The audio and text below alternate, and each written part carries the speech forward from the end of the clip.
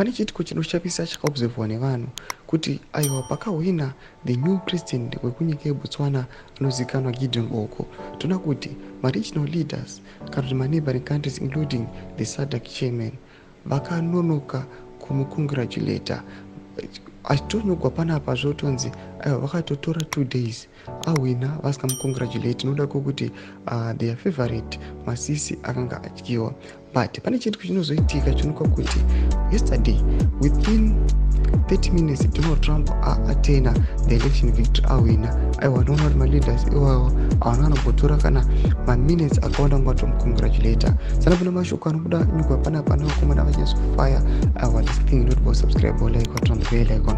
Tipinda panapa anotanga posta tuna Joseph Kalimbwe anotanga aenda pahendo yepresidential page yanyugwa ichinzi congratulations to the president elect Donald Trump on the election victory.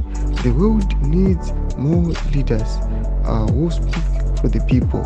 Zimbabwe stands ready to work with you and the American people to build a better, more prosperous and more peaceful world. To mashoko anoya achi congratulate on Zimbabwe. Tuna Joseph Kalimba anonyara chiti 30 minutes to congratulate Trump in America, 2 days to congratulate someone next door in Botswana.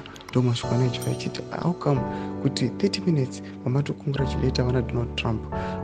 Sezvamungoziva kuti kuna America doma big brothers ndio vanozikamwa nawo aiwa dzekuva ma-allies kana ma-puppets vanongodziziva dzekuti vanenge vachifaitira kuda kuva ma-allies kuti vakuwana ma-favors.